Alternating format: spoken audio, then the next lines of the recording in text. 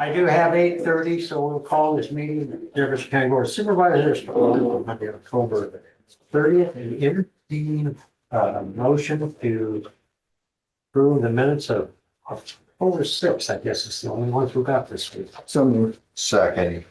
Any discussion? Hearing none, all those in favor say aye. All right. Hey, Dave. Good morning. Huh? I said good morning. Oh, okay.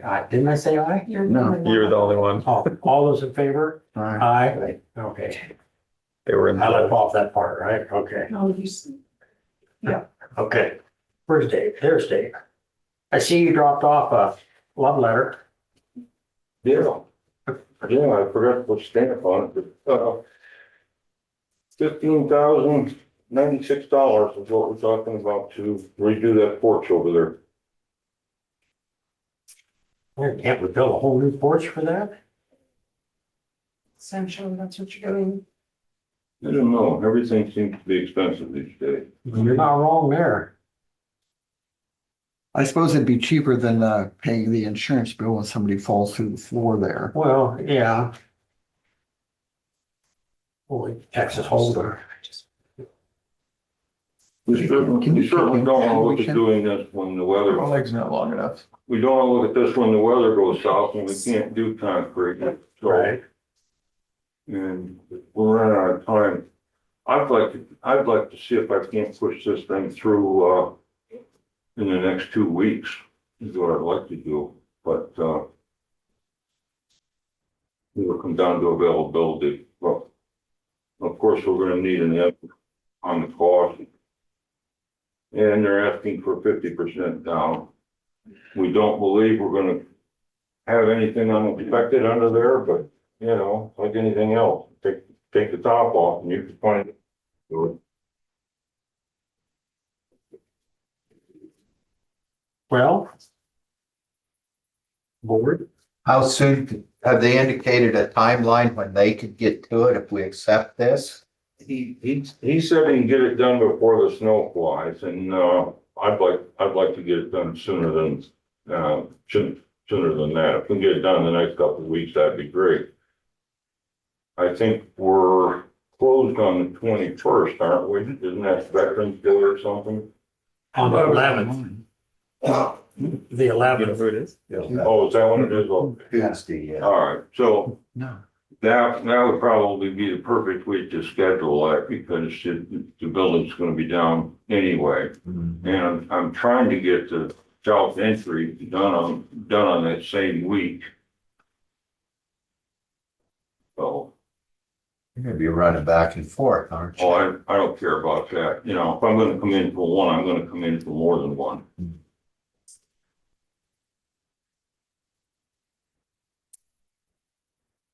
Susie? Like I said, it's better than an insurance claim. Yeah. Except the insurance pays it. No. So you put that into a motion? No, I didn't, Joe. That would be like saying I move that we do this. Huh? There's no action item. Yeah, you're right. Okay. But I think probably worse. Since this is a building expense and a safety expense. Do we have to have this on the agenda since we've discussed it for weeks about repairing that? And at a time in the past, we gave him the go-ahead to get it repaired. I don't know. Okay. I would think not, but. So we make a difference? Probably not.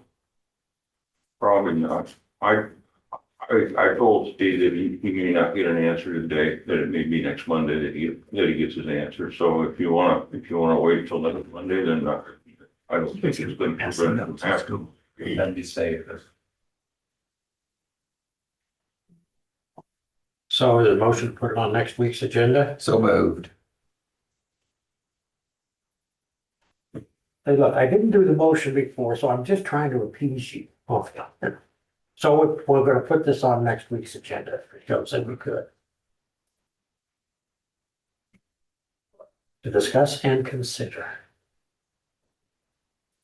Which would be the 20th.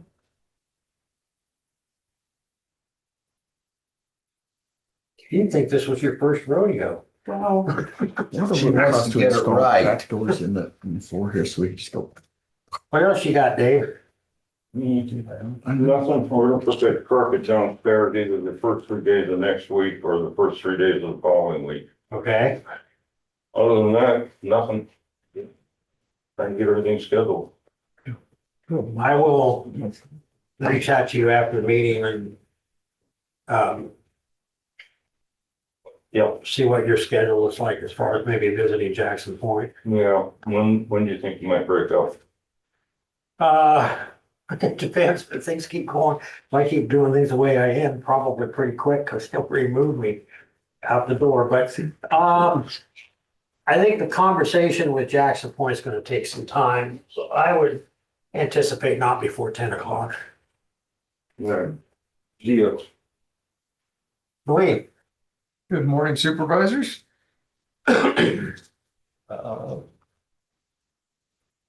quiet week in the county. We're continuing the edge-ret work on Packwood Road. We should get that done tomorrow or Wednesday, then we'll move over to Germanville Road. That will take a couple of weeks, I suspect, just like Packwood Road is. Wednesday, we still have Norris scheduled to move in on patchwork in Batavia. The crew is seeding the level A upgrade on Tamarack today. We hope that with another day of drying, we should be able to finish the rock, get back on the rock work. That rain last week slowed things down, made it a little bit slimy, so we pulled off on the rock. The ditches are dry enough to work, so that's why we're doing the seed work on it now. We'll get the rock done on that, hopefully this week, and then we're out mowing brush. And Brian is diligently keeping equipment running. And some days I walk over there and you can look in the shop and there's nothing in there, and some days everybody's full. So, usually the way it works, right? Feast or famine. it's another week or so, we'll start getting things ready for snow. Thanks. If we don't get it ready, you can rest assured we'll get a pounding. If we have things ready and they just sit there all winter ready, I'm fine with that. Yeah, I'm fine with that too. So, well, you're driving pretty fast here. I should sit next to you. I know, good point. So. Anything else? I think next item on the agenda, I have the plans ready for Libertyville Road Rehabilitation Project for your guys' signature. You got anything for Dwayne? No? Get the weed commissioners report. We haven't got that far. There are weeds in the county. Okay. Moving on to number 2, weed commissioners report. And as we heard, there are weeds in the county. That story you need to run with first thing in the morning. Okay. You can't dry it and smoke it. Wrong weed. I'm not saying that's not in the county, though. Is there any questions on the weed report? Did you have any complaints this year? No. You No.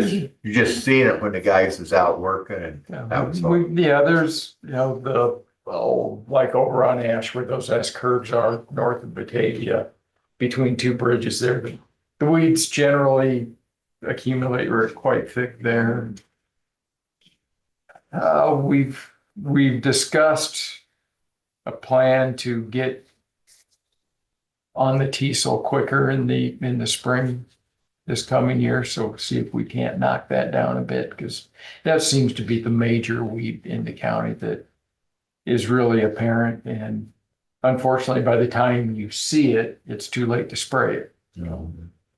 So we discussed that at our last meeting, and early start on the problem areas, and please see if we can't knock those down and get in the right of way.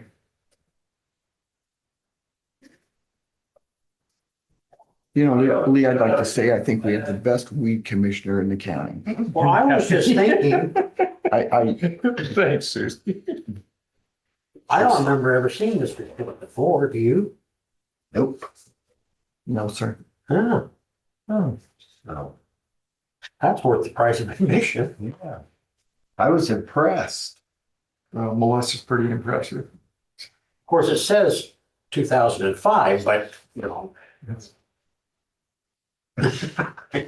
I didn't think it did, but you got me there. okay. I would entertain a motion to approve the weed commissioner's reports. So moved. A second. Discussion? Hearing none. All those in favor say aye. Aye. I, How many copies you need, Woody? All we need is one. Okay. you need one as well. We submitted electronically to the state. Okay. You're gonna need to see. Discuss and consider approval of final plans for resurfacing of Libertyville Road, B64 east of Key Boulevard.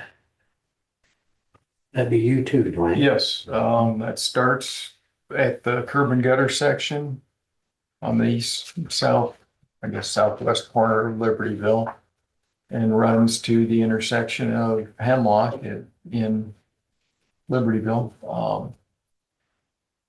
4.5 miles. We're going to install sub drains, widen the shoulders.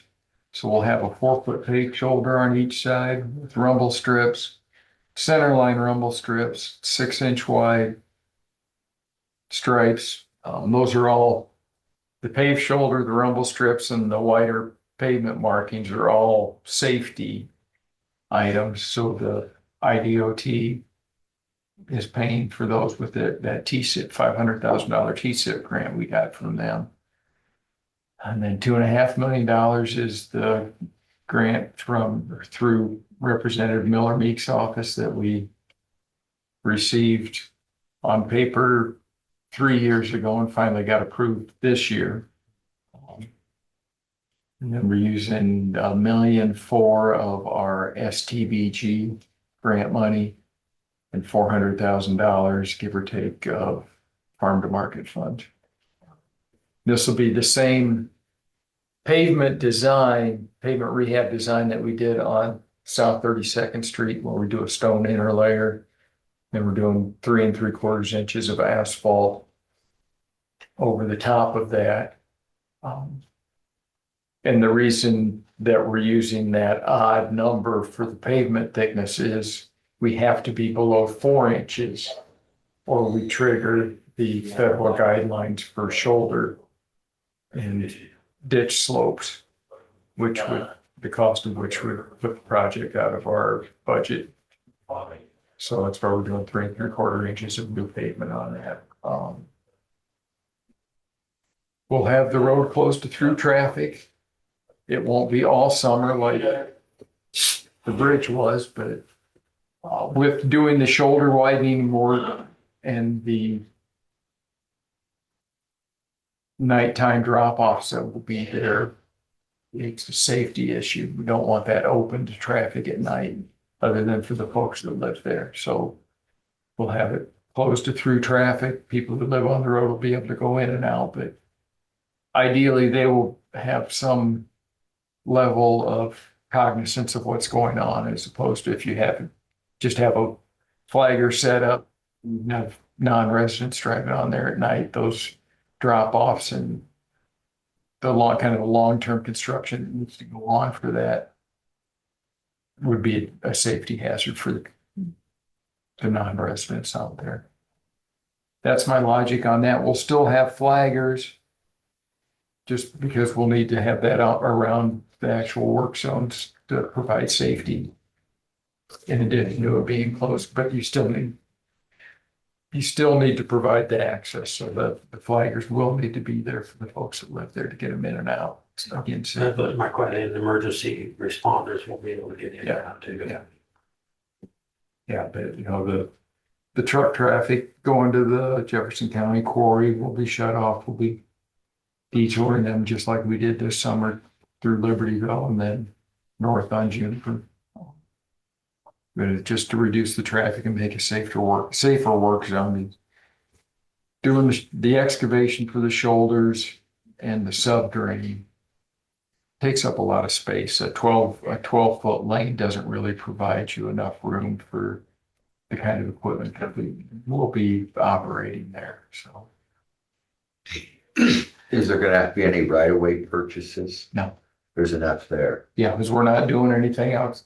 We are only working within what they call the road envelope. So we're doing the road, the shoulders, and then just some access into the ditch. We're not getting below the toe of the slope. And that's, again, if we did that, that would get us into needing to flatten those slopes and, you know.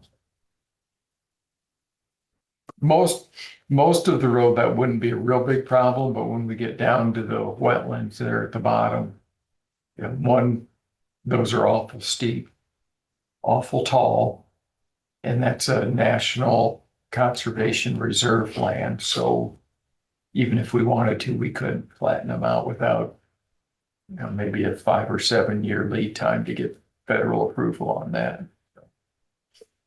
Going with what they call the 3R, the resurface, rehabilitate, and repair program, where we keep that pavement thinner than 4 inches, is a lifesaver for projects like this, because otherwise they'd be completely out of our financial possibilities. Well, I want to point out something that you said just a little bit ago. And I think is very important in light of some of the conversations we've had with some of the road projects that we had to do this summer. It's a $4.9 million project, roughly, round figures. And I just want to reiterate to the public how you brought this together. So you got a grant for $2.5 million. We use federal surface transportation project funds for $1.4 million. We use safety, IDOT safety money of $500,000, and the bulk, or not the bulk, I'm sorry, the balance comes from farm to market money. Not any money comes out of our road department budget through property tax. This is how we have to do business to make these big projects work. And it takes years of building up that 1.4 million in those STP funds. Yeah. And so the point is that I'm trying to make is that we're not unaware of the public's thought processes or what they think should be done. I just want them to know how long it takes to bring a project of this magnitude together to make it work. And that all of the funds are outside funds beyond property tax revenue. So we're beholden to a lot of other entities to get it done. Yeah, you can't, you know, the folks at the Area 15 Regional Planning Association that help us with the SDBG money, and the staff at Representative Miller Meek's office that helped get this through, and Senator Dickey as well, throwing his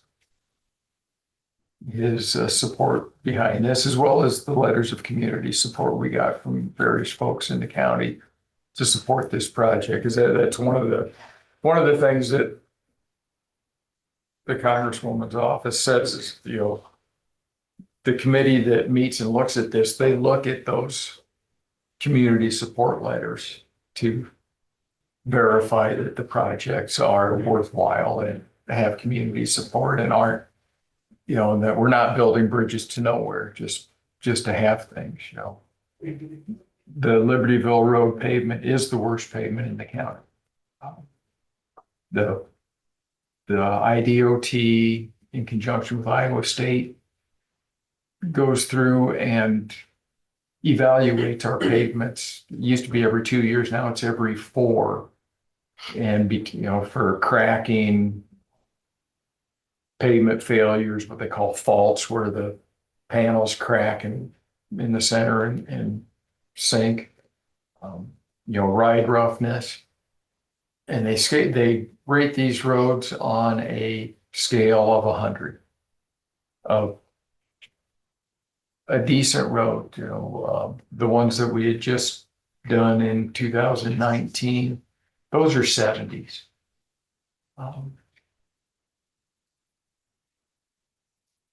Libertyville Road is a 12. So it's in rough shape. It was done, I think in 1979 or 80. And they just put 6 inches of concrete on top of what was there without any additional stone base. And that's why you see all those pavement failures, because there's not a layer underneath there to stabilize the concrete, because concrete fails under tension.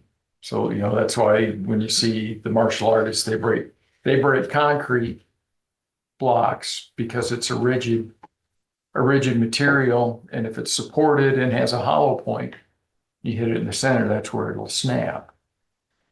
So you want to have a granular base underneath concrete to avoid the effects of freeze and thaw that we get in Iowa. If you just had straight clay under there, there's a lot more movement in the clay than if there was a stone base. So that's why that pavement failed the way it did. But that was the way they did things 50 years ago. They weren't as aware of pavement mechanics as we are nowadays. Learn over time. But This will be next construction. this will be next construction season. The letting date is January 21st. And it'll probably be a 3-month project with the widening and the sub drains and everything that's going on. But I would entertain a motion to approve. Still Presented. Second. So we have a motion to approve the resurface in Libertyville Road from B64 to East to Key Boulevard. Estimated cost $4,880,000. All those in favor say aye. Aye. Josh, sign and date it, please. Good morning. I really don't have a lot to discuss. Haven't heard anything back from the hospital regarding the letter that was sent. I think the date on that is that the response date was the 15th, so a couple more days yet, but I'm not sure if we'll hear anything back. Other than that, we're just trucking along. Still have one medic out on medical leave through this month. And just filling in the gaps where we can.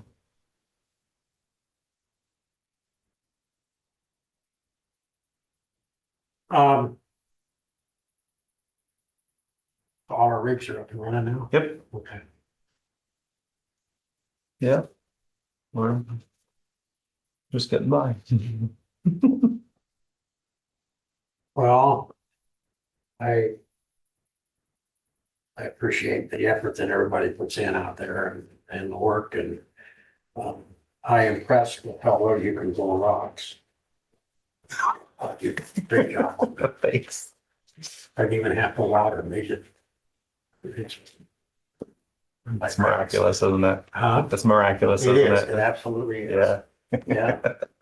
I know Joe was interested in you coming out and planting rocks and. Oh, yeah, So. yeah. Bring the wheelbarrow, please. Anything else for Josh? All right, moving on. Yeah. Thanks, Josh. Right. Now comes the exciting part. Oh, boy. You guys have fun with that. You too. Oh, yeah. Is that why you're here, Sean? Maybe. Okay. You can leave with you. I mean, You want me to leave? no, I don't. I need support. So I do believe the board is aware that our current management company is leaving Jackson Point. I shouldn't say ours, but Jackson Point's current management company is leaving October 31st. Did you skip an item? Did I? Yes, you did. I did. Oh, party permit. I apologize. Yeah, I need a party. No, okay. Uh, so,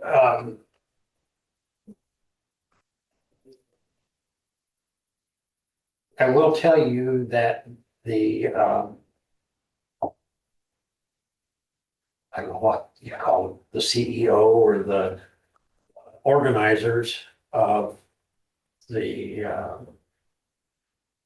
last weekend, not this last weekend, but the weekend before's party will be here next week to present. So, but the board has wanted to discuss and consider looking into some type of permit process where, at least from my perspective, rather than jumping through all the hoops you have to jump through an ordinance, we can establish criteria within, I'm hoping, within the framework of the permit as to times, dates. So in other words, we can establish, I'm asking this now in the form of a question. We can establish, say, a shut-off time. You know, even if it's a 3-day affair, it has to shut off by midnight, as a hypothetical example. Security connections with law enforcement, with emergency responders, you know, things of that nature that would have to be laid out. And then establish a cost for that permit. What that cost would be based on, I don't know. Whether it's a percentage of the revenue, whether it's a flat rate, you know, all of those kind of things. That's where I was going with it. Well, we need to work on something and I don't know where to go to start on this or what. We just gotta start. We need some input from some people that was in the area too and stuff and. Well, and I think so, but what I'm wondering is if there is, for lack of a better way of putting it, like a template out there that the attorney's office could research and different, you know, different areas. I mean, I won't say that it's unique, but, and I don't know that we want to call it a party permit, but, you know, whether Event. an event permit, something of that nature, where we would have some mechanism of control, and absent the permit, they couldn't have the event. Yes, sir. And as your attorney, I have researched over the weekend over some of the ordinances, and a lot of the municipalities will have an ordinance in which they set limits of what is allowed at the boundary of the place where the event is taking place to be measured scientifically in decibels as far as the noise. Some of them go way beyond just that kind of an event and regulate all noise. And one of them I looked at, I mean, they were exempting certain things, exempting football games, loudspeakers, and all kinds of different issues. And that's as far as I got. And I wanted to make sure that I was on the right track with you folks. And I can take a look at trying to get something else in writing for next week, just as a study, like a study resolution type. But to have something behind it, you almost have to have a resolution with a penalty for the failure to do that, because that's the next issue that comes up. Right. Well, and I think for me, you know, a lot of that, like normally speaking, football games are within city limits with the exception of Pekin, for example, or Cardinal, and they are out in the county, but generally they end by 10 o'clock, 11 o'clock, something of that nature. I mean, I think we are being, at least in my mind's eye, my thought process. Um, when I say a little more targeted, I'm thinking about certain types of events. And so, yeah, I would think that there would be exemptions that we would want, to place in it, in that context. And if, and I hadn't thought about it in the terms of decibels, but that's an issue where if it wasn't so that you could hear it in Siberia, it wouldn't be as big a deal, even if it went till 5 o'clock in the morning, if you didn't hear it, sort of thing. And so, but I don't know who would go out and measure the decibels. The other thing is, that concerns me, quite frankly, now we did approve an alcohol permit. But, and, we do have folks that, when they pull into the campground, they have beer in their refrigerator. So, I mean, that's not an uncommon theme in that regard. But, I don't know, we can discuss this in a lot more in length. I'm just concerned too about some of the potential illegal activities that might have occurred in that type of venue, which we'll have an opportunity next week to discuss that with the organizers. And so Susie, Joe, anything that you would like specifically to see in the framework? Lee, I think it'd be better to discuss this after next week's meeting. We hear from these folks because things will come up from what they say. True. I mean, we could beat the horse to death now, or we could wait till next week. Right. And then it wouldn't have anything to write here on it. It would be the horse to death now. I got lots of horses. Oh, okay. Yeah. So they are on next week's agenda by their request, just so you know, so they will be here. But they wanted to specifically express to us the revenue that they generated, the economic benefit. I haven't seen anything for the county in terms of, we didn't get a check, but, and I mean that just in jest, but what I'm saying is that is their intent, and I don't know beyond that what else they've got to say, but I think that you're right. I think that would be an excellent opportunity. I still think even if we receive some concessions, so to speak, hey, yeah, we'll turn it down. I think we need to develop something that specifically puts that in writing, and that they have to purchase a permit. And now when I say they, I mean anybody. And when they sign off on that, they're obligated to that, I agree. whatever that is. So, all right. So I got a question. A year ago when they had this, was there any complaints received in this office? I don't remember any a year ago, but I know when it first came up, I got a lot of complaints. Yeah, there's always been Okay. complaints every year. Okay. We live in America. There's always complaints. Exactly. Somebody's always complaining. I didn't know if anything surfaced in here, so. No many protests. Yeah. That's why later today, she put her lawnmower out in the curb and somebody come along and took it. She said, they just don't, she says, that wasn't to give away. And she said, I just understand people that, hey, look, I put my wife out on the curb for 40 years and nobody has come along and said, well, okay. But So what are you doing wrong? I don't know. Lee, your wife should have put you out in that curb. I'm not saying she didn't, okay, I just got loose, okay, anyway. So we'll put this on next week's agenda. Also, along with okay. Okay, Can I make one you comment? sure can. Just aside from the complaints on noise, I just think the more I think about this and you look at the scope of what this is, I think there's a lot of potential public safety concerns there that really have to be thought about too.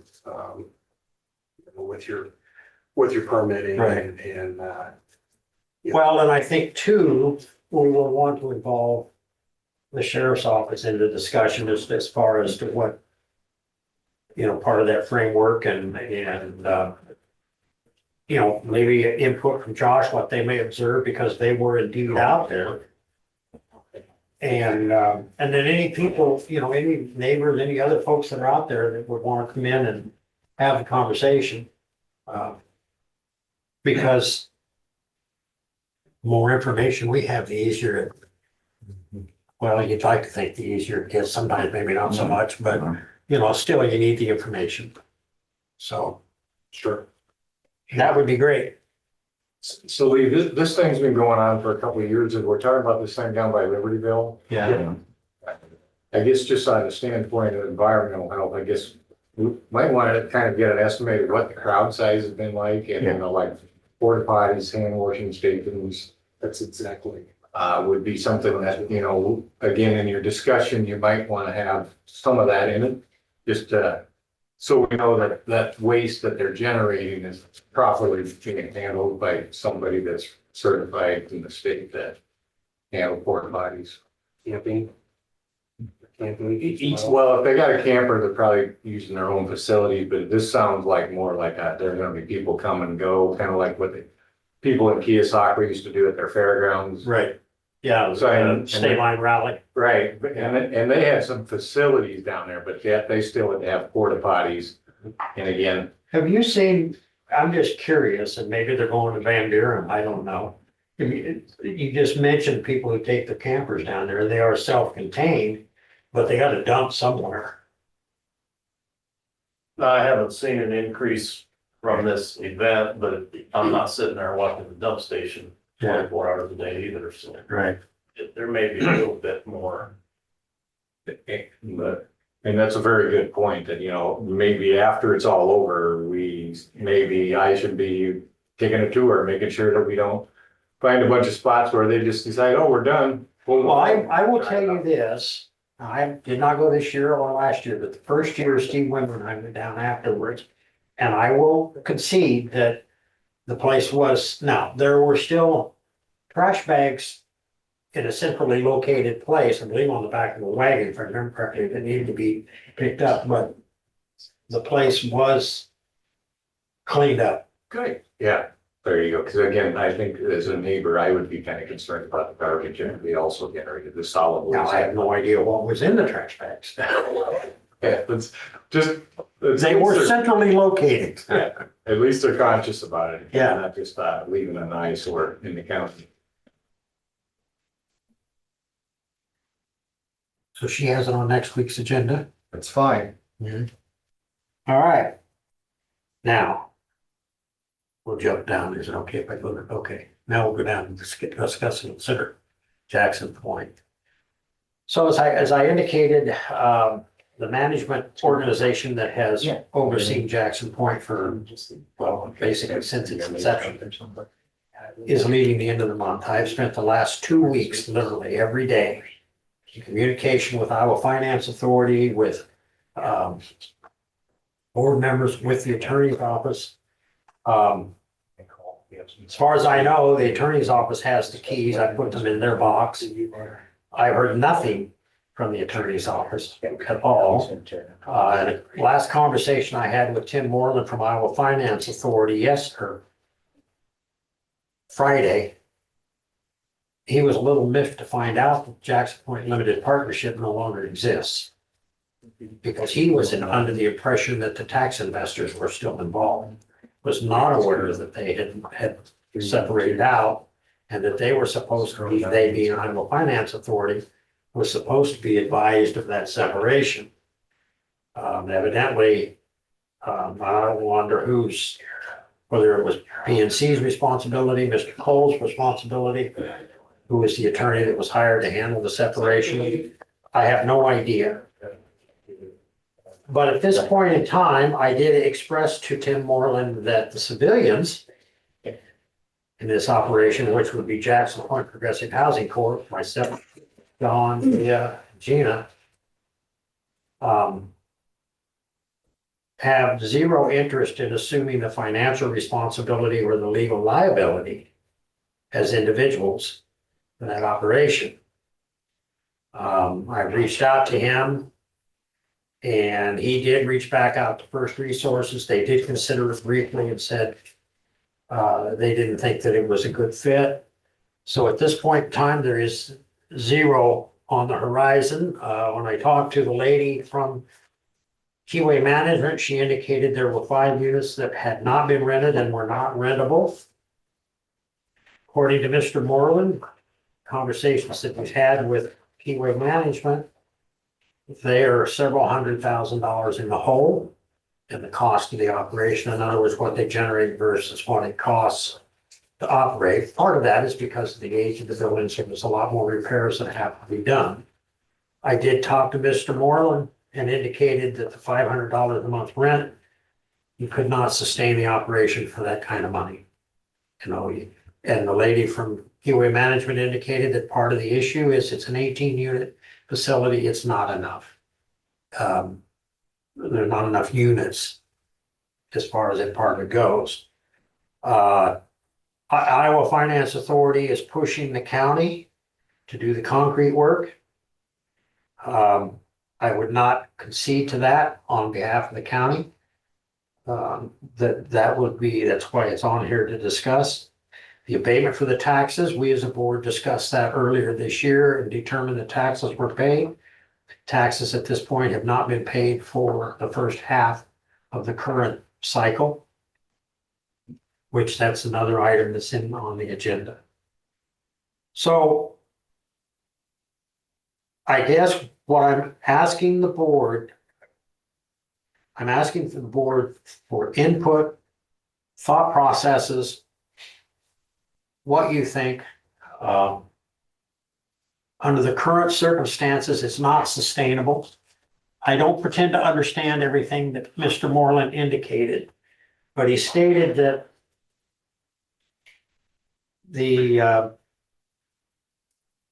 first off, he said, we understand your stance on liability of the project and will need to work through the LP entity, which is limited partnership entity issues. We believe PNC, the tax credit investor, is also still part of it. See, he was not aware of that.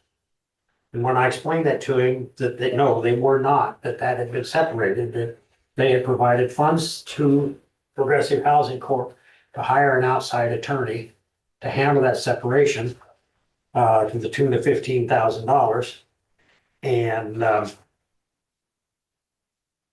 it was already taking place. And he indicated that was not supposed to happen without their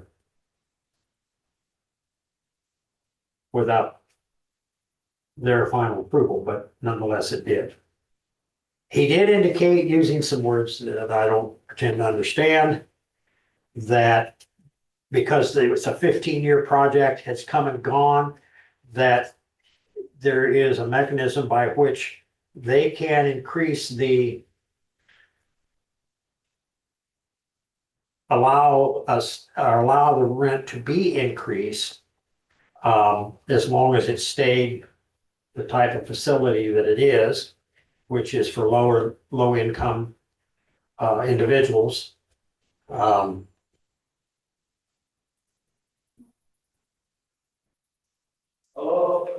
It says, to date, various questions, issues, and concerns still have not been addressed. It is our understanding that, this is from Jesse, our understanding that Jackson Point property was built by the owner to replace the previous, we know all of that. I told Mr. Moreland, I can't see a scenario where the Board of Supervisors would assume financial responsibility for both the operation, upkeep, and also the loan on the building. For the record, the board/county are not owners. I reviewed the paperwork, and the only asset that the Iowa Finance Authority has is the facility itself. That being said, absent some other viable alternative, I wonder about stating to Iowa Finance Authority that we receive a guarantee of loan forgiveness, or it's their operation. This was a conversation I had with the board. I don't know where to go from here. All I know is that in 18 days, the management company is going to be gone. I've heard zero from the attorney's office on this. There's been no response to the emails at all. And like I said, the civilians aren't going to accept responsibility both from a financial standpoint or a legal liability standpoint. We are not professionals in that regard. And I don't know that the county can sustain it. If we get $500 a month right now out of 13 units, assuming that all of them are one-bedroom units. If you have, if the two-bedroom units are being rented, then that's an additional $200 a month. So somewhere between $6,500 and $6,700 a month is what's currently being generated. But keep in mind that we have to pay a portion of the utilities on the building.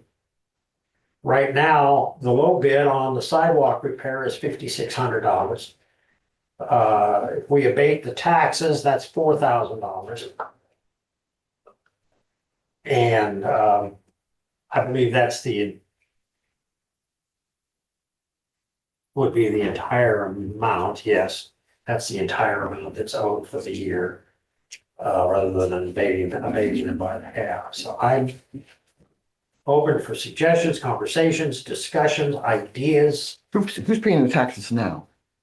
Well, the entity is, except the entity didn't pay the taxes in September. In other words, it's supposed to be paid out of the revenue. Then why didn't they pay it? There's no money. The only Is money. that our problem? No, that's my Okay. point. Okay, Okay, but my point is that the only money that is in the account, at least according to Keyway Management, are the deposit funds that the renters put when they move in, they pay a deposit. So, and that money has to stay there so that if they move out and they meet all the requirements of their lease agreement, that their deposit is refunded, as you're all well aware of. so if they don't pay this and they move out, can we get some of that money to cover that? All right, you lost me. I'm confused. That's okay, I'm lost too. Yeah, okay, If you don't abate these taxes, right. can that money be used to pay those unabated taxes? Not as long as the renters fulfill their obligation. So what's gonna happen to the renters? Maybe we should start with that. Yeah. Well, at this point in time, there's nobody to collect the rent. There would be Mhm. nobody to collect the rent, nobody to deposit the money, nobody to write the check for the utilities. At some point, the utilities are gonna get shut off. Of course. And I don't, this is what I'm saying, where we are at here as board members that were appointed by the Board of Supervisors, we are simply overseers that have zero authority in regards to, I asked the lady that was here, you had the conversation, at least in general, and Jesse Burns from Keyway Management was on the phone. I wanted to know who had signatory authority on the account. Mhm. Well, I don't know. And I said, well, you're signing checks, aren't you? You're paying the bills? And she nods her head, yes. So, okay, then you have signatory authority. We don't even have access to the account. Mhm. None of us have access to the account. Yeah. Are all three board members appraised of this situation? They've all been emailed consistently on it, yes. And I've had personal conversations with Sean and with Leah and with Gina. Sure. Do And they have any comments or suggestions or ideas? I think, this has been going on, when was the last contract with Keyway, 2 years ago? yeah, We've been trying every couple months to figure out, we have a meeting and, Chauncey's been very helpful as well, talking, but I don't know a nice word for the situation, but it's an older building that had, everything was in place for many years and it's all fallen apart. And what I have heard through some of these meetings, I think the same thing happened in Lee County. The building eventually fell to the county because they were, even though we're saying we're not involved, we're sort of involved. This was done to replace the county home 20-some years ago. And that, like, my appointment was by a former supervisor because I had a family member involved on the site. He's no longer there now, but and it was kind of as a overwatch type, you're a member of the community, can you keep an eye on this? We have a manager in place, we have a bank. This Jackson Point Limited Partnership 3 or 4 years ago was still solid and in existence, and in the last really 2 years, the bank got its goodie out of it and they wanted out. Obviously, financially, it's not working for the management company, so they've been telling us they're getting out for 2 years, but we can't find someone else to take it over. We reached out to Optimate, to First Resources, to Area 15 Housing. Is that our responsibility to find somebody to take it over? No, Okay. I'm saying, Yeah, okay, the board members. right. In an effort to, we also talked to, I don't know what the technical name is, but the entity that Ed Malloy and Jim Danaher have, they do low income housing, so we talked to them as well. And whether or not they would be interested in assuming, and they, like the rest of the entities, they were not. One of the,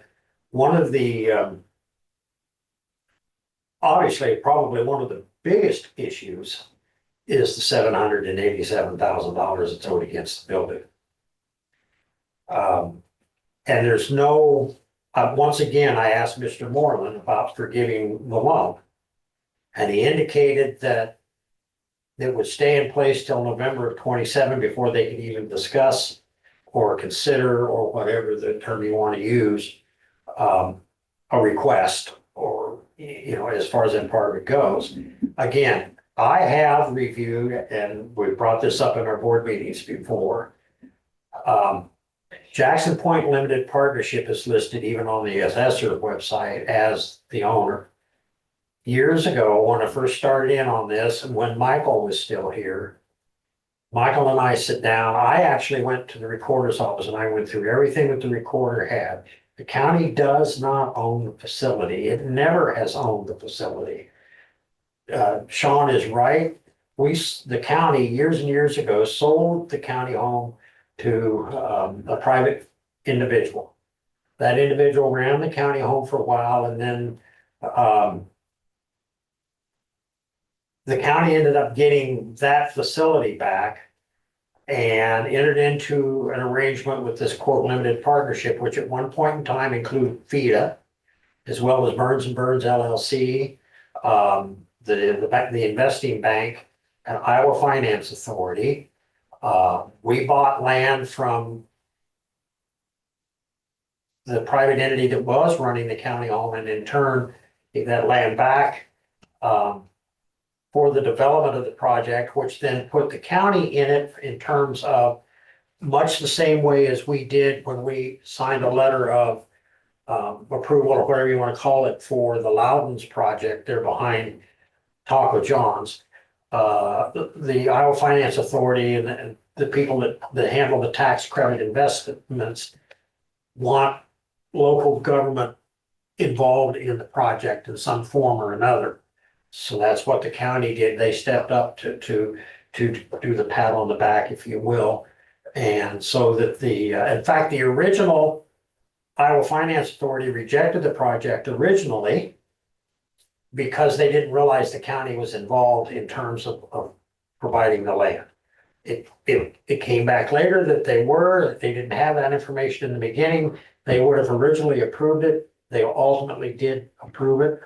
There was $1.3 million that was provided by PNC Bank, the $700 and some odd thousand that was provided by Iowa Finance Authority. That's how the facility got built. I think it opened in 2007. I don't remember just exactly. Something to that effect. I may be wrong on that. Maybe it was, anyway, we've exceeded the 15 years, which allows some flexibility regarding the rent. So here we are. And the reason I'm asking the question is because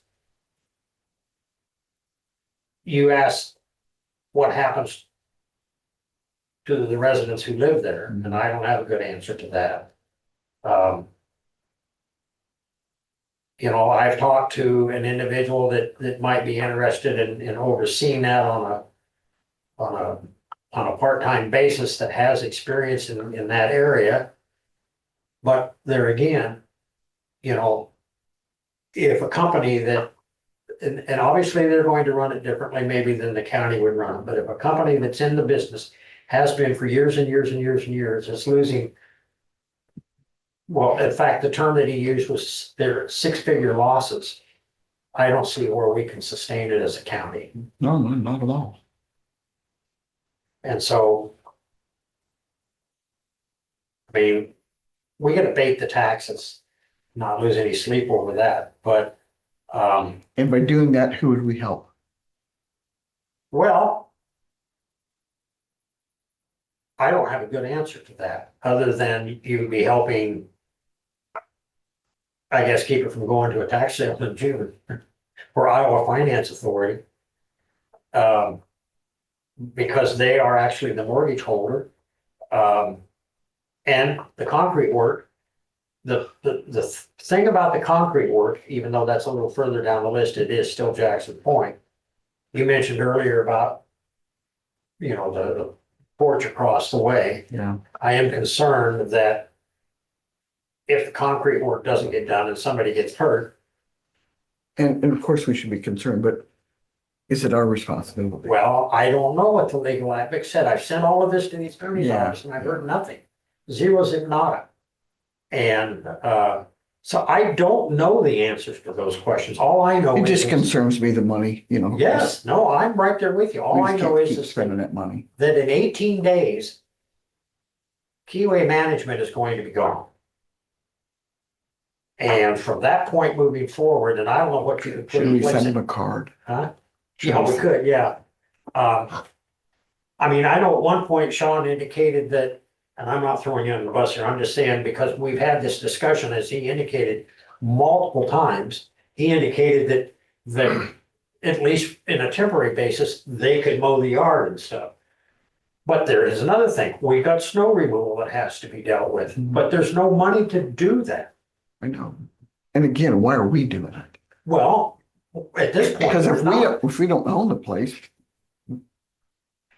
I can't see why we're doing it, Well. other than but it's for the good of the residents. Right.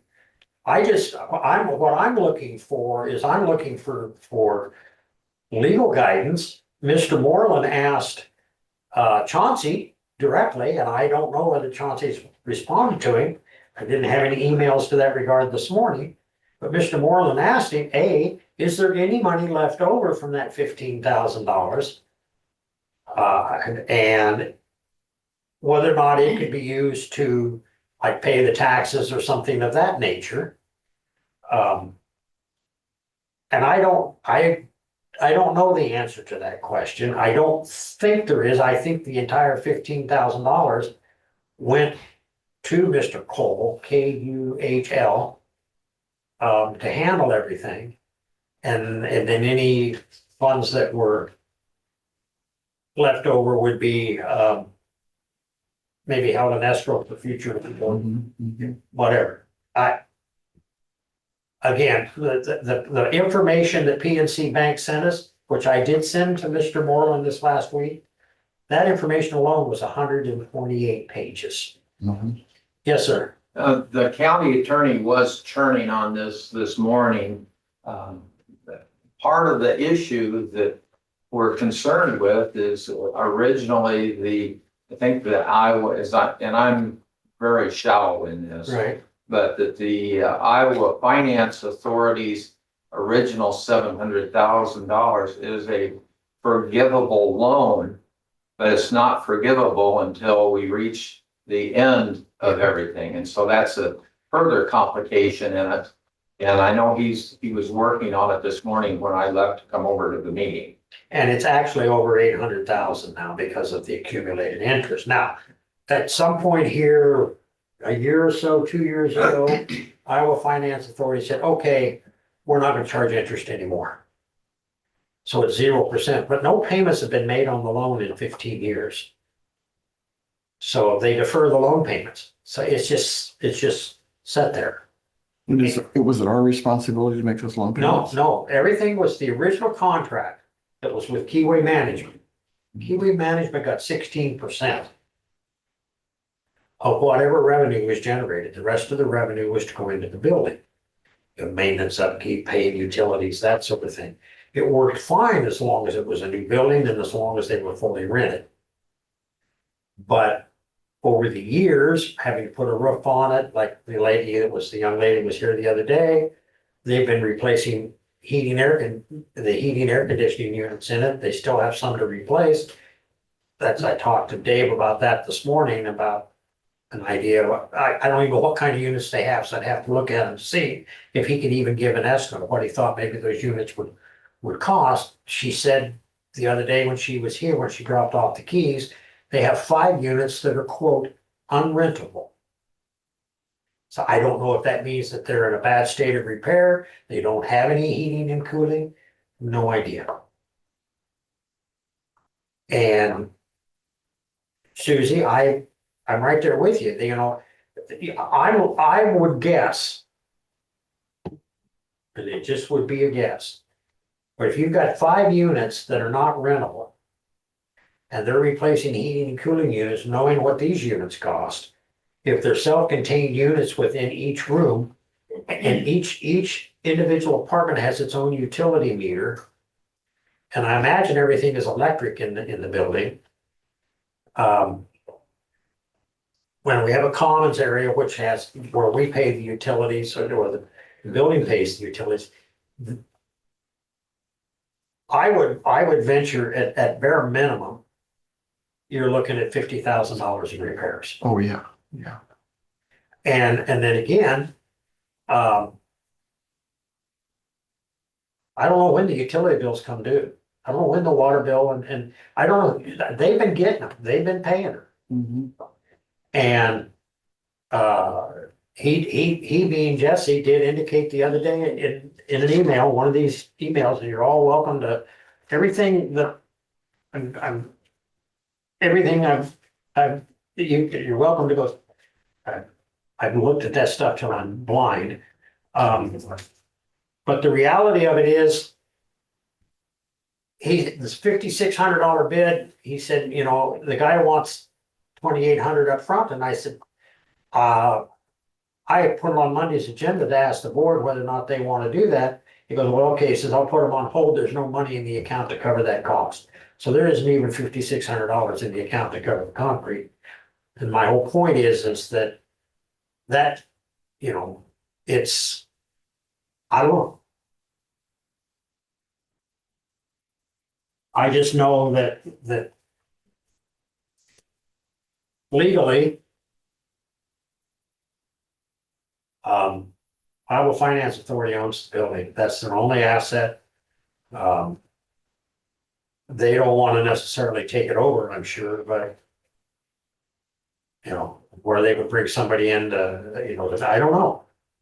You know, and I don't know if that's a conversation the attorney's office has with Mr. Moreland. I know Mr. Moreland has reached out to Chauncey regarding, like I said, that situation on the investment. So discussion. If you want any, otherwise we can move on to 3 and 4. Have you seen any financial records at all of anything? Bank accounts or? I just found out the other day, literally, the day that she was in here, that it's Midwest One where the account is. We didn't even know where the checking account was at.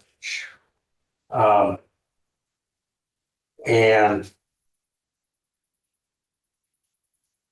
we have seen invoices, or I'm sorry, spreadsheets with invoices, but nothing that there's what I call reoccurring expenses that every month they had a $2,142, another 600 and some for Cedar.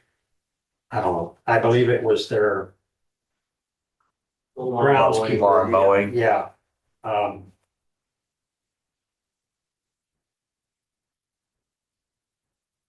There's some of it there.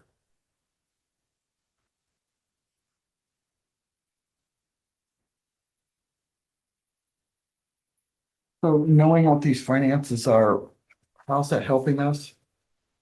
I don't know that it helps us. Because It's I'm really not sure we really have a hand in this, huh? not unless you want to have a hand in it. That's my point. I get it. or my question. Yeah, I get that. Yeah. You know, you're right, the county does not, and when I expressed to Mr. Moreland that the limited partnership no longer exists, he was dismayed.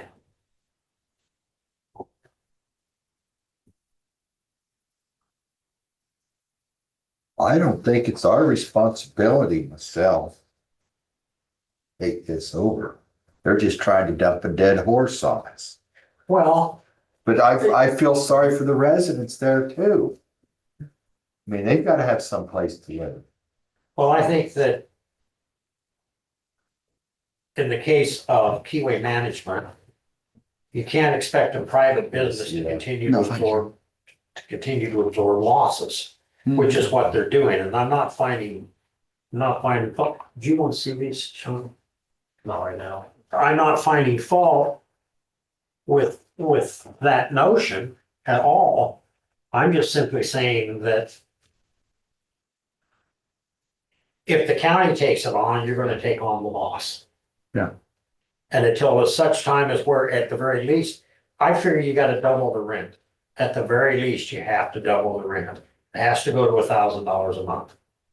Now, if my understanding is correct, that doesn't mean that it is, but from what I gathered from Mr. Moreland, that when it qualifies as a low income housing something, that rent is predicated upon your income, not on what the rent is. So I'm gonna use a hypothetical of 30%. So if you get $1,000 a month, then your rent's gonna be $300. And if I charge $1,000, somebody else subsidizes that other $700.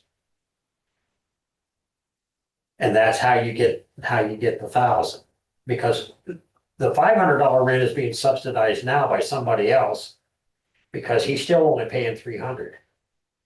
The other $200 is coming from somewhere else for that rent, and that's why Iowa Finance Authority holds the rent. But like I said, and then what I told him, I said, with what the state is doing to us in terms of property tax revenue and the restrictions that they're placing on us, we just simply can't take on an entity that is losing money. And if a private company is losing money on the operation, we're gonna have to hire somebody to oversee it, somebody to maintain it. And I'm not saying we couldn't do that, but we're taking on, so now you're gonna have benefits and I mean, and if that's the direction the board wants to look at, we certainly can look at it. I'm just saying that we're gonna have a lot of the same costs that the private entity has, and absent being able to charge more rent. And I've got nothing definitive from Tim, and what he's saying, he may perfectly understand. I'm not smart enough to understand all of those, all the ins and outs of this. And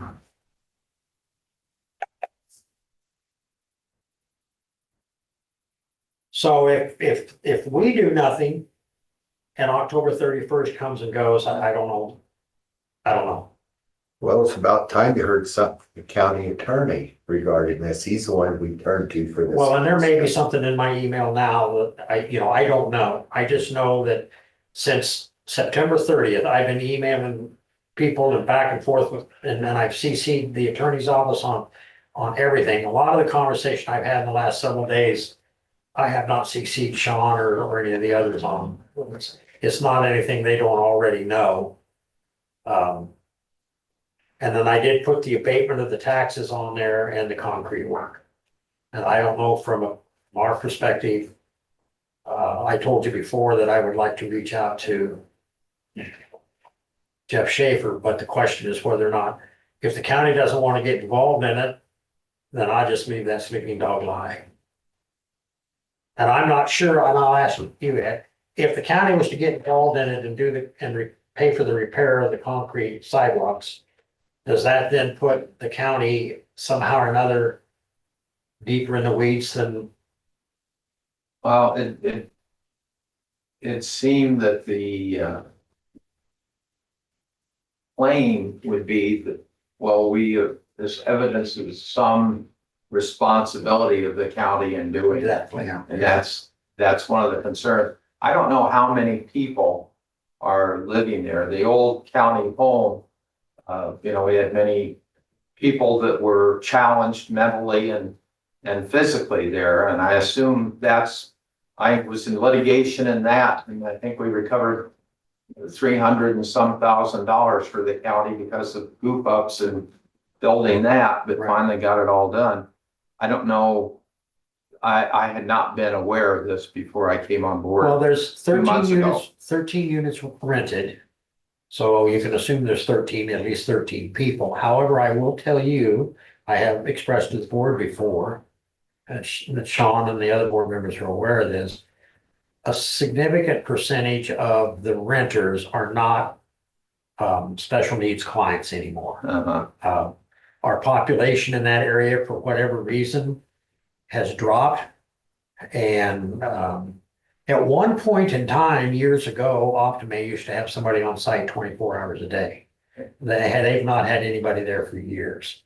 And most of these clients, they have caseworkers that help them with things, but they're relatively speaking self-sufficient. And so they don't need 24-hour supervision. As a society, we go more and more towards mainstreaming people and not having them treated specially, Right. which is a decision. And First We're kind of Resources- caught in the verge. First Resources, for example, has 3, I believe, maybe 4, but at least 3 residential care facilities, which basically are 3 or 4 bedroom homes within the community where we have residents living. Some of them need 24-hour supervision, others are a little more self-sufficient.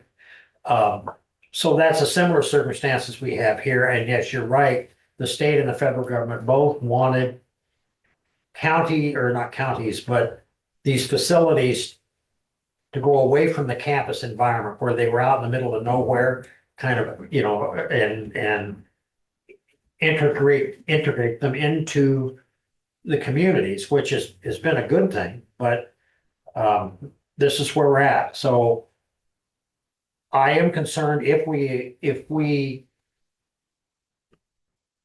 did do this work, goes back to what you said, that somehow or another could be construed that we have some.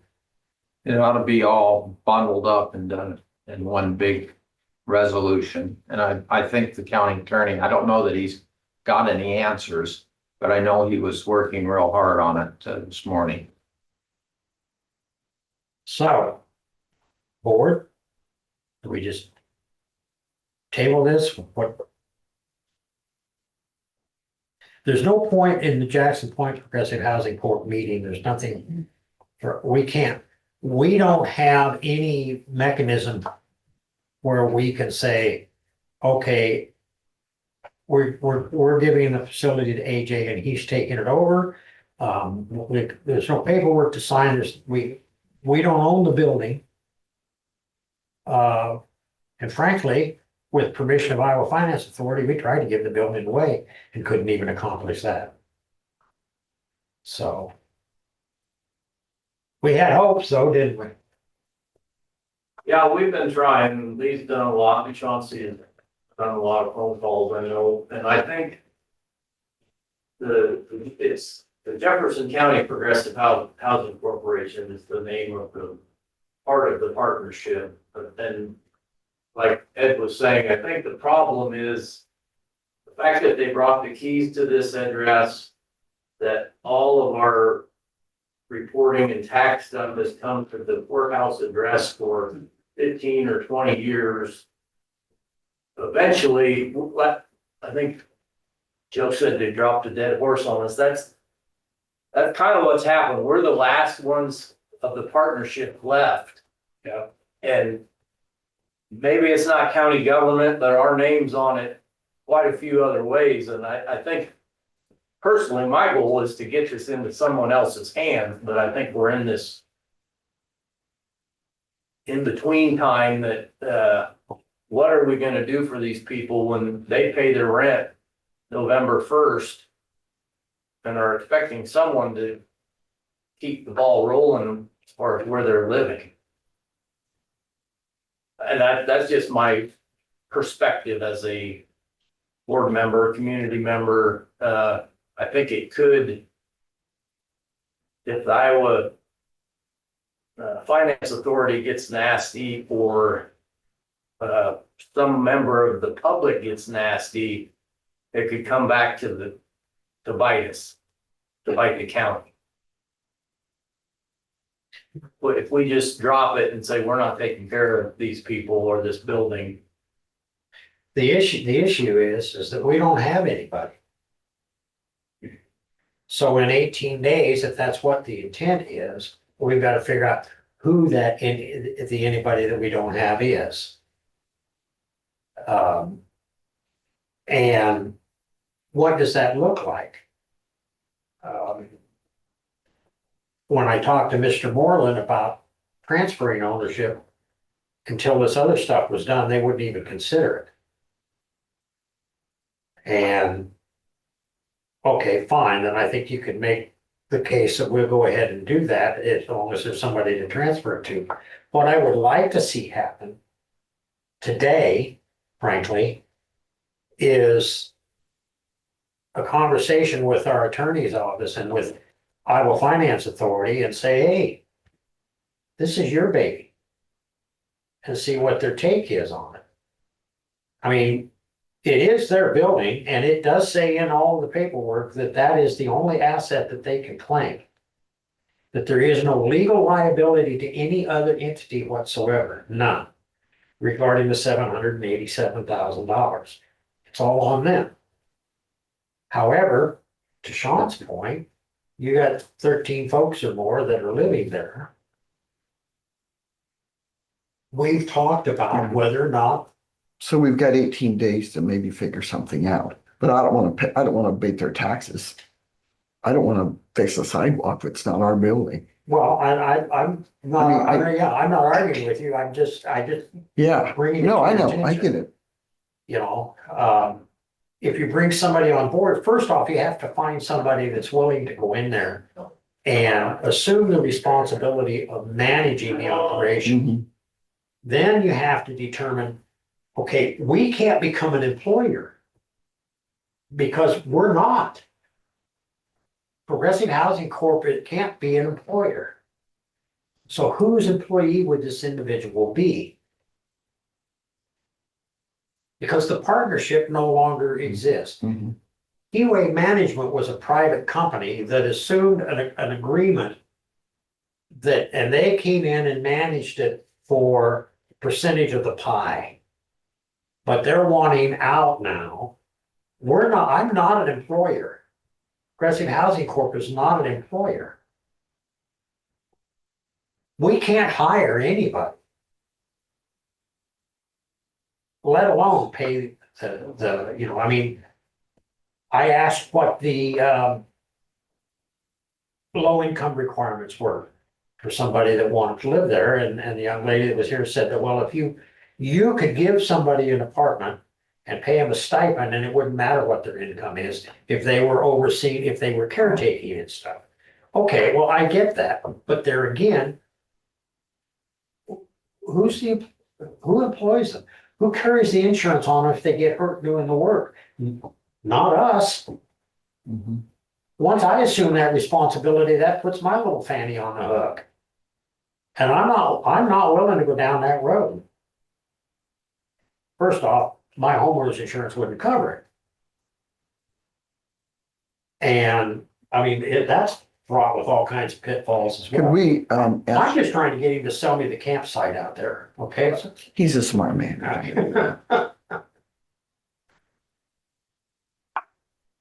I offered, he didn't seem too enthusiastic about the prospect, but I was, however. So, do we table this and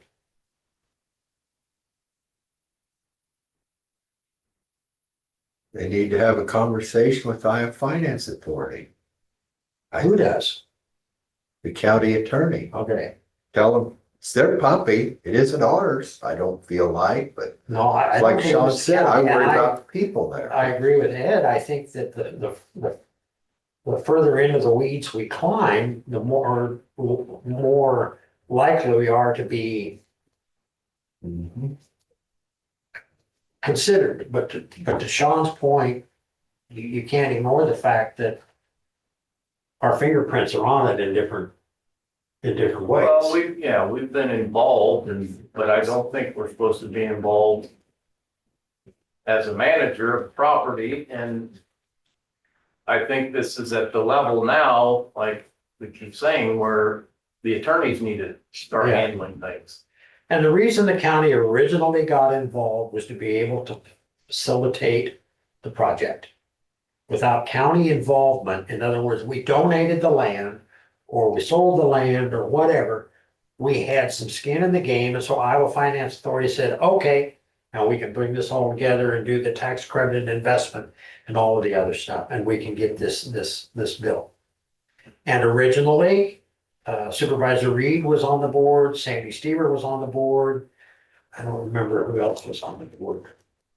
Doesn't matter, and at that point in time, Optimay was deeply involved in it because we had a lot of clients there from Optimay. We had mental health levy, and Sandy was our central point coordinator, and so there was a lot of involvement, in that respect. Supervisor Reed and his expertise on buildings, it just, it all made sense, so. All right, so we just table this and do I put it on next week? I guess. So since we do have discuss and consider, I'm assuming number 3, we will also table the abatement of taxes. And we also will table discussion and consideration of concrete work. Is that fair? Yep. Susie? That's fair. All right.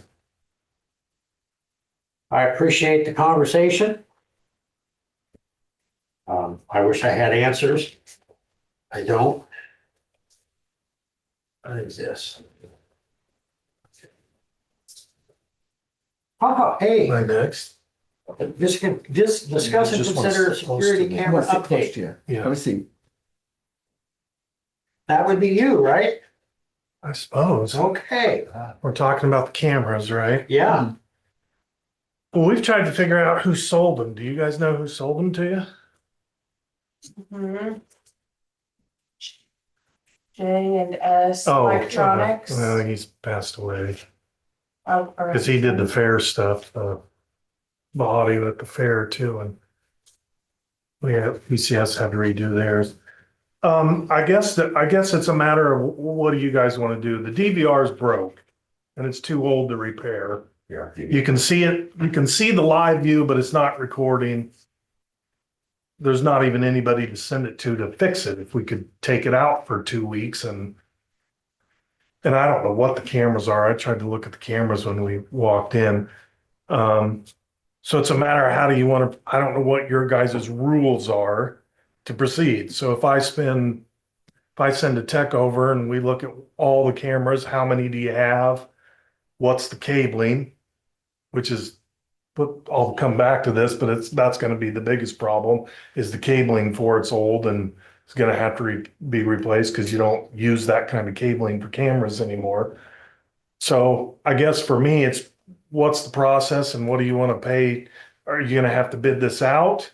We just did an camera install where they got a new DVR, it's 32 channels and 5 cameras. They already had a bunch of cameras, but they wanted to add some. It was $7,000. So for you to, I don't know how many cameras are here. Do you know? Roughly, just.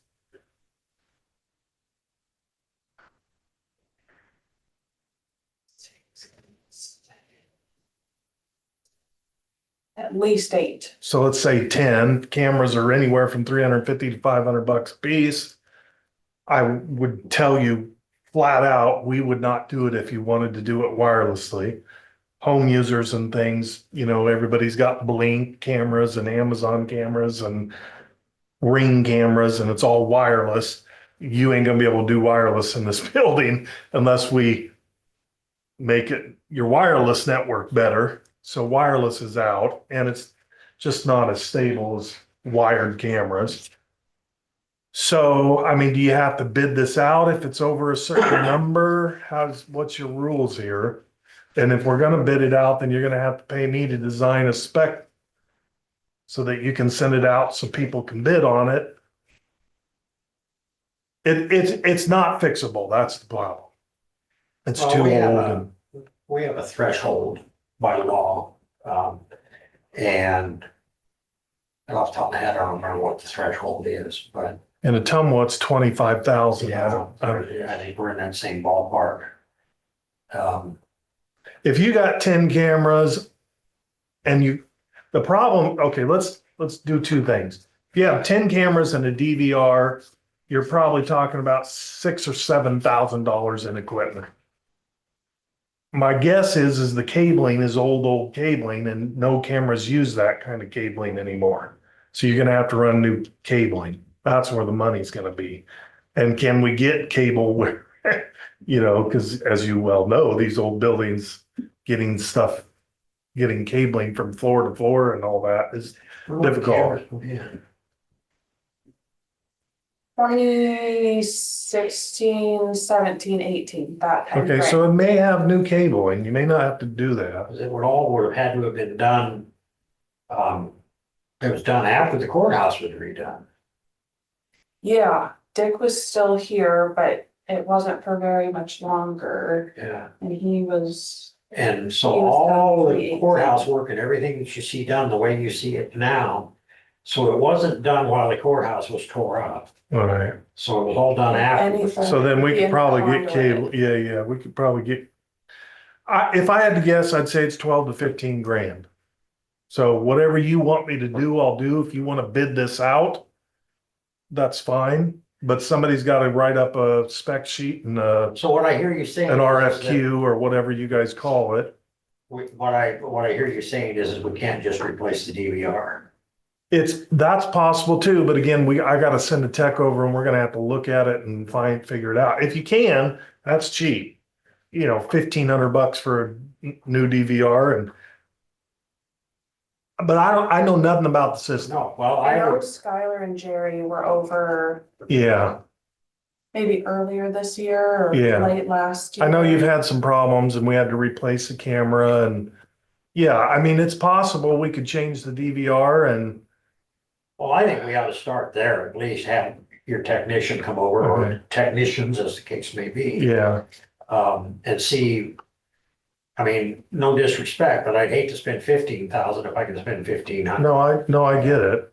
The other issue is so we need to look into the cameras because if the cameras are 8 years old or 9 years old, the quality of cameras are night and day difference compared to what they were 9 years ago.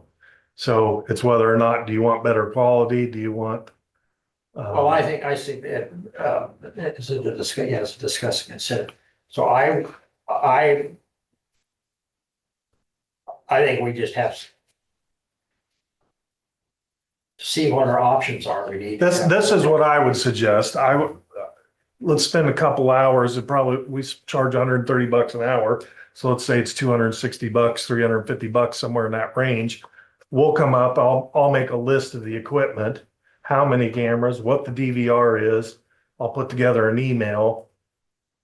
Here's your options and I'll give you a few options and you guys can then rediscuss this and Yeah. decide what you want to do. Yeah, I think we need to have technicians take a look at it. Yeah. And I don't think it'll be, in a couple hours, we can assess everything and put together some kind of just basic email to say, this is how much cameras are to replace them. If you don't want to replace them, you don't have to, but this is the quality that you're getting versus what you're gonna get. Yeah, I think that's probably a good idea. So let's, do we need a motion to do that? That would be all right. So motion to, have PCS send over a technician to, investigate or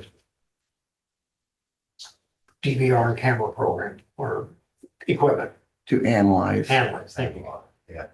I'll second that. Any discussion?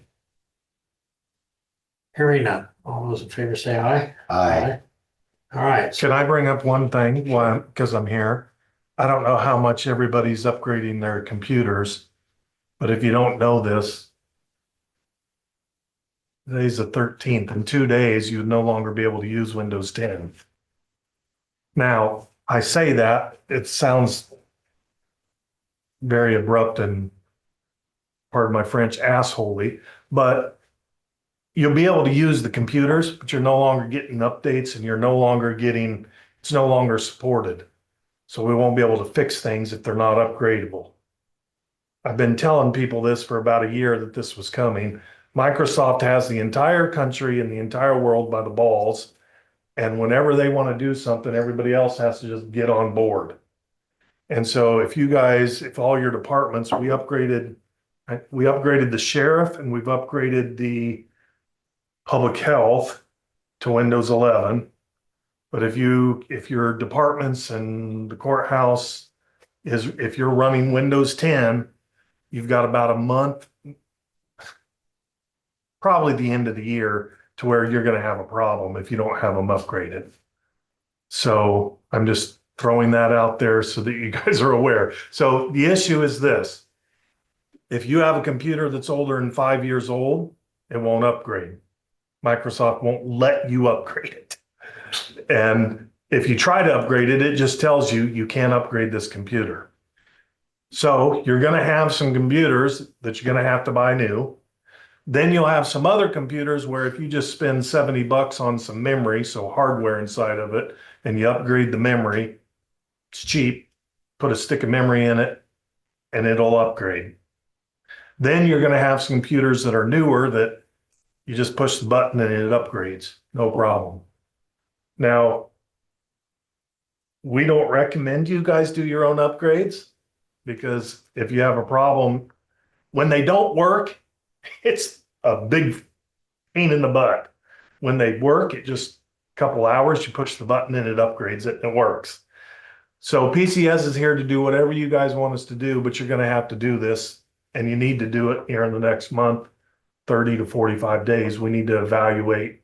And like I said, we did public health and sheriff already. So really, we just got the courthouse. I'm watching, what do you got, do you know? Yours is brand It's new. a computer. That's what Mine is Yeah, D. I didn't get a new one. I took D's. oh, well, hers is not very old. Okay. Yeah, if they're younger than 3 years, we should be able to just upgrade them. So what we typically do is we'll come over here with the tech. I think yours is the oldest. We come over here and we upgrade his and it starts. And then we go to her computer and we get it started. And then we go back and check on yours. And then we go to check on, and it's a process. Again, you can do it yourself. I'm not trying to sell myself here. I would, But it is time consuming. It's time consuming, even if it works, because it takes about an hour and a half to 2 hours for it to do it. but the question is, and I don't know what's needed in the auditor's office, for example, if anything. My concern is this. And it's because I don't know the ins and outs of all of this. I just know that we've got $150,000 worth of software on those computers Yeah. that is all interconnected with all of the departments. We, For taxes, for property, for everything that you can potentially imagine. And so, I mean, there's no way that any of those girls, they're smart enough to do it, but wouldn't do it because they don't want that screwed up. But by the same token, and you bring up a great point. What we tell all of our customers is whoever, like the auditor, well, like public health did, they know what software they use on a daily basis. So they called them and said, will this work on Windows 11? Because if you've got an older piece of software, it may not work on Windows 11. So now you've got an even bigger problem. So by the end of the year, there's going to be holes in Windows 10 to where hackers and virus got people like to piss people off with viruses. By the end of the year, they'll be able to hack these computers like that. Now, are they gonna hack somebody in Fairfield, Iowa? I doubt it, but they could. And so, yeah, so what I would suggest is that you guys send an email to your department heads and say, we got to upgrade to Windows 11. What software do you use? Call your software company and say, can we upgrade these to Windows 11? If all the software you use is upgradable, let's just do it and get it done. Yeah, Shannon would do that. It really is a phone call to your software people, but you bring up a great point, which I forgot to bring up. Because if your software won't work with the Windows 11, now you got a real problem. And we pay tens of thousands of dollars every year for those software companies to do their own updates Yes, within the software. Which, and I don't know, I mean, it's all coordinated, but each entity we use Tyler, right? Tyler, yeah. Okay, but each entity, recorder, treasurer, auditor, have their own little Right. unique portions of Tyler as well, assessor. Well, I can tell you, we've ran into several city, not city government agencies that run 10-year-old software. You're not going to be allowed to do that anymore. Your insurance company, I don't know if somebody's here from your insurance company, they're not going to allow you to run old software anymore. Like I think we had this talk 2 years ago. The reason you upgraded to Office 365 is because insurance companies and Microsoft are working hand in hand. You're not going to be able, the insurance company, you have a cybersecurity policy for the courthouse. And if somebody hacks into you, they cover your expenses and they cover the cost. If you don't meet their requirements, they're not going to cover you. And so in the last year, the insurance companies went after banks, governments, and accounting firms. And the only reason I know that is because my customer, like the sheriff's office in Davis County, sent me the letter from the insurance company with 40 questions. Do you have all these things met so that and one of the number one question is the software you're using up to date? That's the number one thing. So this is all good that it's happening because now you can find out, does the software work Windows 11? I'm assuming that most of what you're using, but that's an assumption on my part. Trust me when I say we have people that are using software that is outdated and they're going through it and now of course the world of IT is everything is reoccurring monthly. Microsoft has, I don't understand how I live in a country where capitalism's this greatest thing and monopolies are supposed to be the evil thing, but Microsoft is a monopoly. Yeah. And they control the IT world and they are telling everybody you have to have we want reoccurring revenue every year. Sure. And you guys are paying it right now. Yeah. So I'm just giving you this warning and We even have to buy batteries. so we can help you do the upgrades. We can help you make sure things are whatever you need us to do. You just got to tell us, but you got to do it by the end of the year, preferably within the next 30 or 45 days. Well, Abby will ask Shannon to send out emails and then we'll go from there to see what is available and you'll have technicians come down and look at the Yep. cameras. Great. Thank you. Yeah. Thank You you. don't need anything else from me, right? No, we're good. I appreciate It's it. good to see you. Yep. Here. Committee reports. So I've got the ongoing workforce saga where we were still trying to smooth out the bumps that created the two different agencies into one. And that's going slow, but well. The other thing is I'm on the CETA board as well, and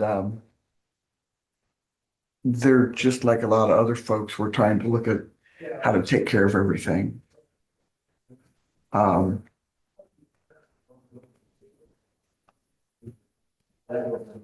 guess at some point Joe had mentioned something about The fairgrounds, I'd like a little update on that, please, if you have it. I have no update on it. John's not got back to me. I talked to him the other day, by the way. Then you know John something back. about it? Probably no more than you know. Okay. They're just trying to find a way to pay for something. Well, Ed did send out, It did send something out, yeah. that's an option that we may have, that we can look into if they come back to us on it. Yes, sir. Joe?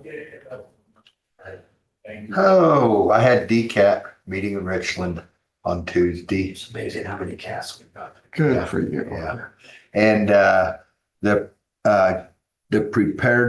emergency preparedness meeting on Thursday morning at the hospital, everybody talked about different things they were implementing and something that we need to worry about in case of a disaster. So everybody's trying to get things in place, all the different departments.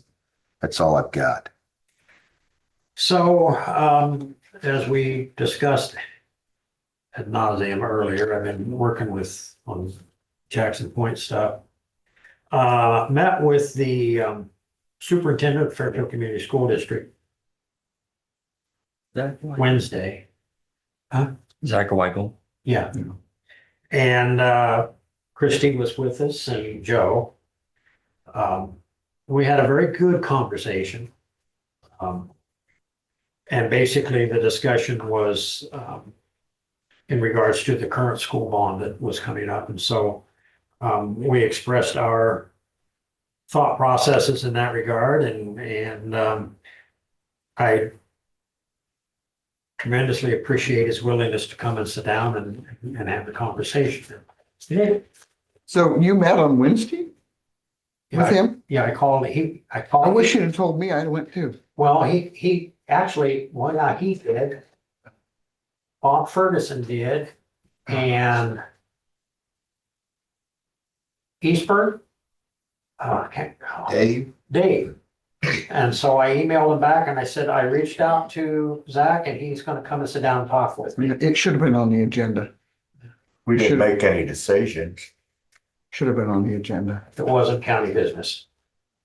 Should have been on the agenda. No, it didn't need to be. And it was me they reached out to that they wanted to have a conversation. Okay, yeah. And it was because of personal opinions that were expressed during election night between myself and Bob Ferguson. So. Yeah. And it was personal opinions that were expressed. So I had a regional utility service systems meeting. Bruce was unable to attend. We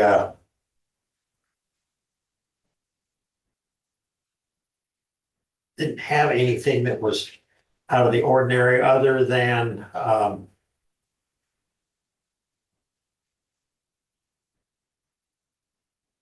Mount Sterling system is about paid off. I don't know what Van Buren County will do in that regard. Once it is paid off, they may turn it back over to the residents and they may all go back in and put septic systems in. I don't know how that'll work out. We have had several people inquire as to being removed off the system, more specifically one in East Pleasant Plain. The old schoolhouse. I imagine you're both familiar with the old schoolhouse and I'm not East It's Pleasant. not Plain, in Pleasant Plain. Pleasant Plain. And as long as the structure is there, it will remain hooked to the system. We've had this conversation before. Are there people living in that now? According to the owner, no. It's just being used for storage. At one point in time, they were gonna put a couple of apartments in there. Yeah, Whether that ever came to pass or not, I don't know. there were some put in there, but I just didn't know if somebody was still living there. And so at this point in time, it's going to stay hooked up to the system. We're generating about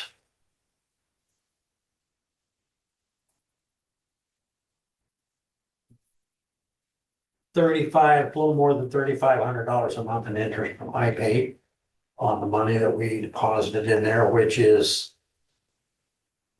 about $3,500 a month more than we were generating when it was in the bank.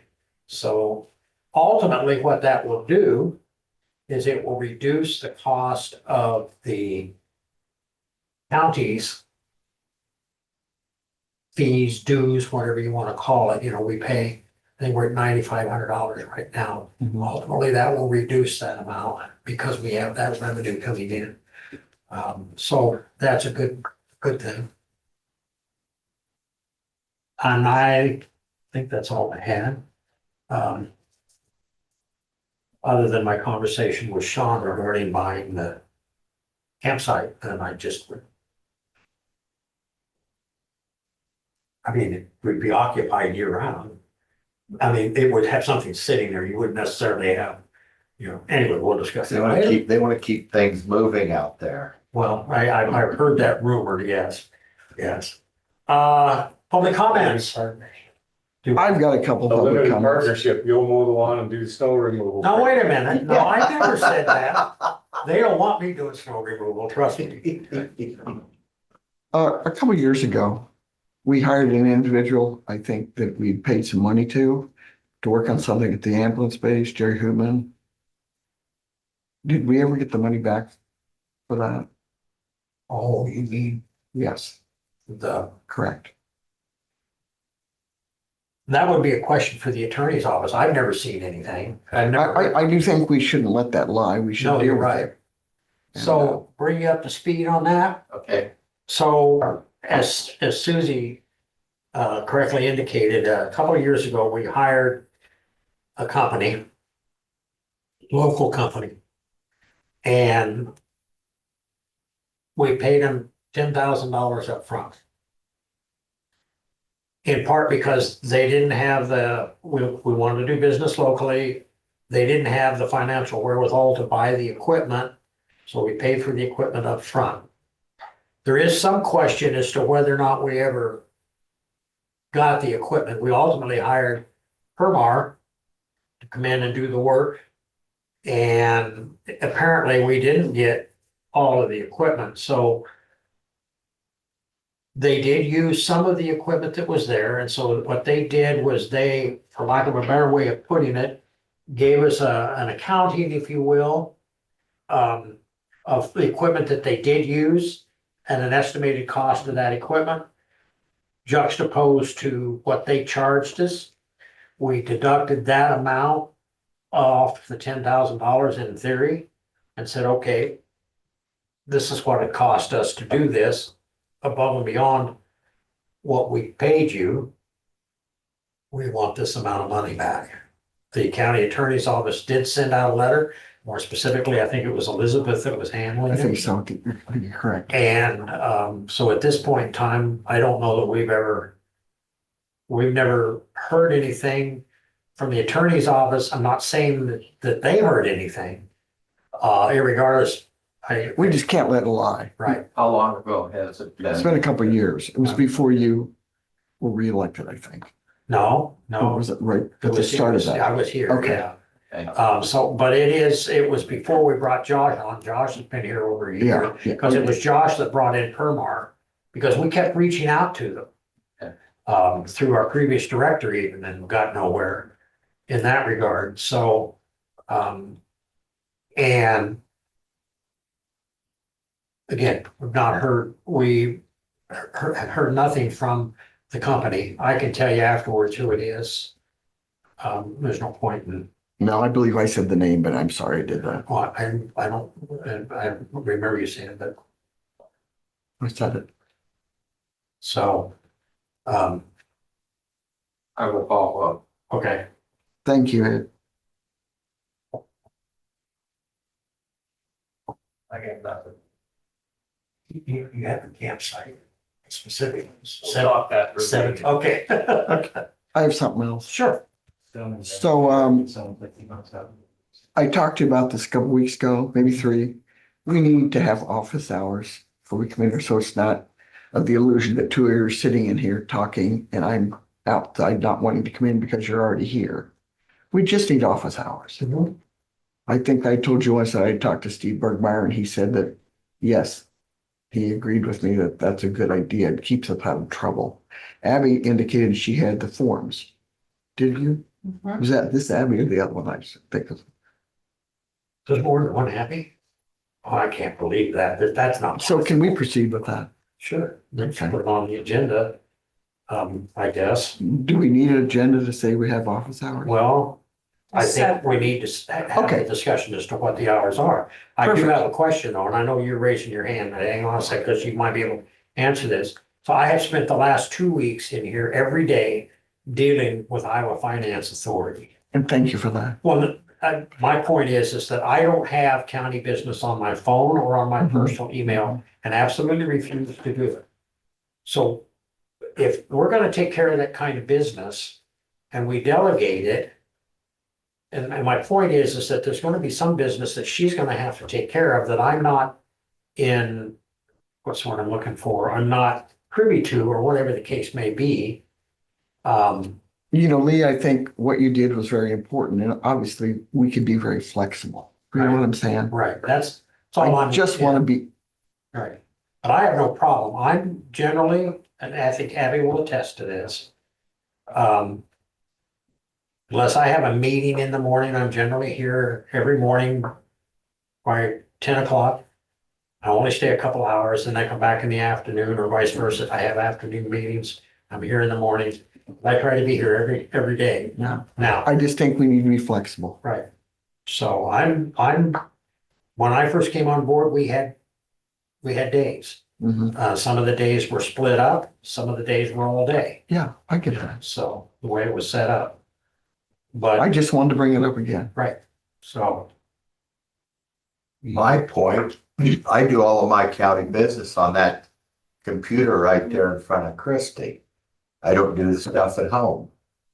Unless it's just a short note or something. she takes it home with her? Does she? I do not. I didn't say that. Well, you said So Christie's and- computer. I never know when I'm gonna be slipping in here to do stuff, so. That's. Whatever. I Well, guess. We just need to be above reproach. Yeah, no, and, you know, like I say, we used to have office hours. It was you know, what's the word I'm looking for?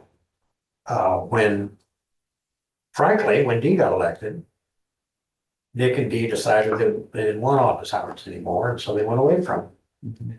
And, but prior to that, well, and I'm assuming it was the case with Steve and Mike and Dick. But prior to that, when it was Steve and I and Dick, we had office hours. I'm assuming. Yeah, I just think we just need to be flexible and above. We Okay. just, So you put that, you wrote it down, right? Okay. So you ran out of paper? No, Oh, okay. I'm gonna send you a sympathy card. thank you. Okay, you are. But this is the only Abby. She even writes a newspaper column. It's called Dear Abby, I'm so sorry. huh? Spelled different. Spelled. Ed, did you want to say something? I just wondered, and I don't mean any disrespect to anyone, because you guys have great ideas. But so that you don't end up plowing a field twice, it's already been plowed. I note that the Iowa State Association of Counties has the supervisors group, Board of Supervisors group, and I don't know to the extent you folks want to or do use them, but just wanted to make sure that any resources they had on the issue of office hours, Oh. you might want to consult with that. I'm not terribly impressed with ISAC, but they do have some good ideas on occasion. District 5, by the way, 12th of December, Yeah. yeah, darling. bring You're your, 10 in the morning. bring your swimsuit. I'm gonna bring my snow boots. Oh, I forgot. Committee report. So I waited for several hours at football field for somebody to come for field goal practice. Retribution comes in many forms. All right. Any other public comments? Motion to allow claims and approve reports in the amount of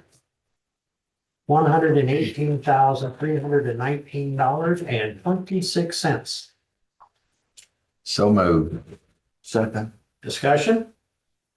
Hearing none. All those in favor say aye. Aye. Oh. Motion to adjourn so some individual can go downstairs. Huh? Well, Okay, let's go talk to him about it's not county business. okay. I just wanted to pick his brain.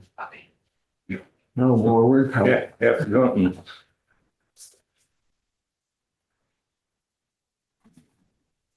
Well, I will give this, oh, I said motion to adjourn.